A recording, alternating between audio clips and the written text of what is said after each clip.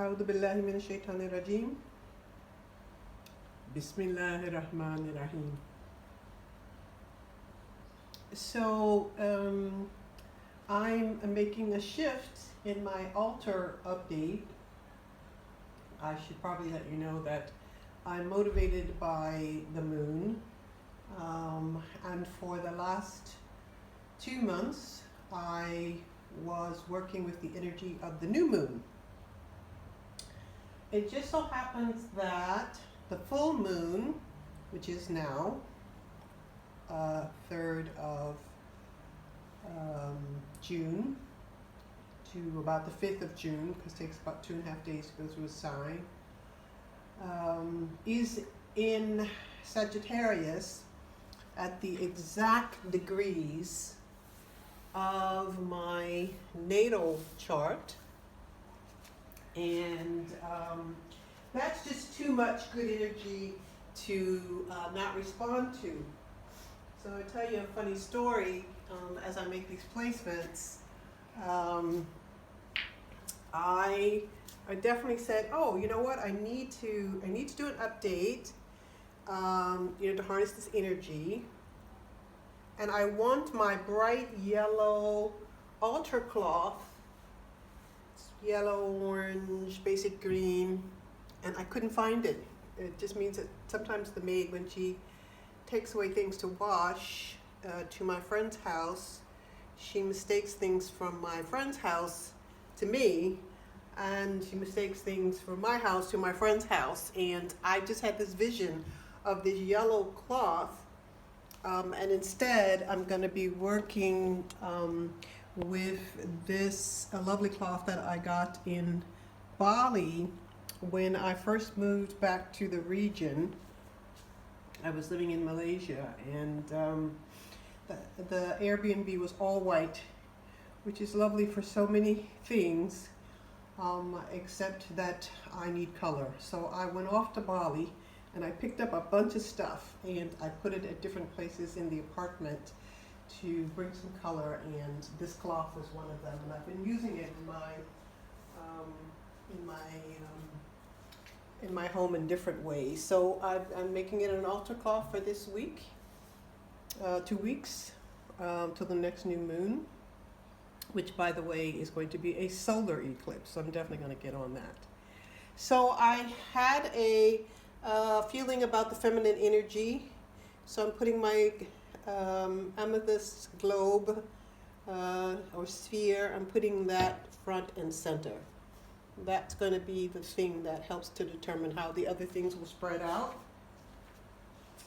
And remember what I said, that I am always balancing between the masculine and the feminine by way of elements and by way of symbols. So I'm going to put the shake over here. Something's happening to my coral. I need to shift it around. These are all from my personal collection. It's fine if they're not personal collections, but just to say that that makes a difference to me, because there are also other memories that go with these images. So in my desire to put the feminine energy front and center, I'm going to put Kuan Yin also here in the middle, close by, and I'm going to put my baobab tree, which is also the image that I have here above the altar. And noticed how this one has her with like a womb-like center. So one of the reasons why the circle is also an image for the feminine is because of its correspondence with the womb. And of course, the masculine energies are portrayed by things like this shape, a straight line or other. And so I tend to keep those images and symbols together in my mind when I think masculine, and there are other reasons why other things get determined to be feminine by a combination of energies that I have either perceived or work with over the course of time. This morning on my walk, I definitely got some new blossoms, which I always do, and I always place them on the altar to keep the altar alive. Sometimes if I don't make a long walk, but I make a short walk, I just take whatever I can get and I put those on the altar just to give it some energy refreshment each day. So I'm returning these various items, the Celtic cross from my Irish background. And now that I've made these decisions, it means that my stuff that were part of the emphasis last month in duals, the heart stones and the two feathers, will now be inhabiting the further corner of the altar's arrangements. And it's true, I definitely have more feminine things. The dragon, my year of birth in the Chinese typology is masculine, and I would place my envelope from this new year Chinese wise with 3 colored stones. I'm actually going to make a change in the 3 colored stones. Don't know if anybody noticed last month what 3 that I had that I considered to be a part of it. 3 is good for prosperity, so I go with 3 stones, 3 different colors, and also 3 different composites. And then I have stones that I have collected from my travels, with different memories, as well as with the consideration of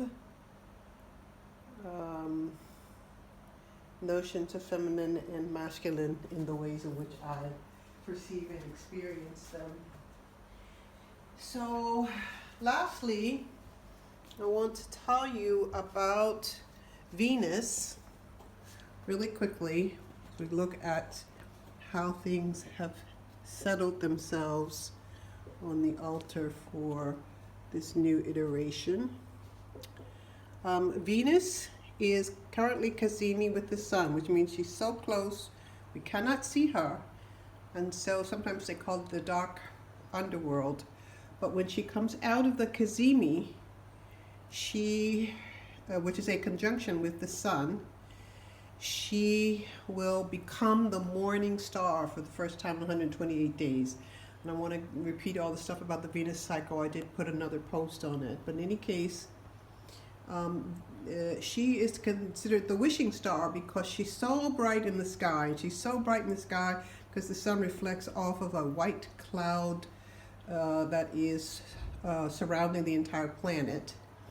And she will bring special energy when she first appears as the morning star. So for the first time that she goes from being an evening star into the darkness of the underworld, when she's cazimi or conjunct with the sun, so we can't see her, she's galvanizing energy from the sun during that time, and she's definitely bringing it down, but it's just happening subtly. So in dreams and, sort of behind the scenes and that kind of thing.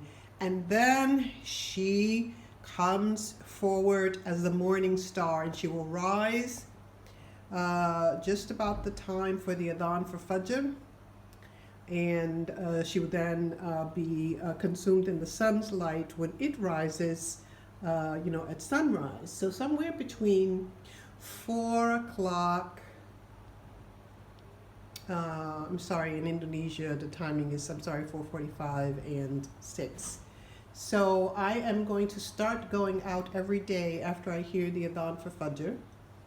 And I'm going to start looking for her in the eastern sky, because if you see her when she first appears, this is supposed to be a special energy download, and you can ask for whatever you want, and hopefully you'll be successful, inshallah, with getting it. So look out for the first appearance of Venus, no matter how you see her early in the morning in the eastern horizon, along the lines of where the sun rises.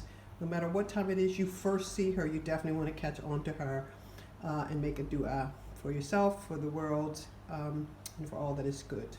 Thank you for joining me.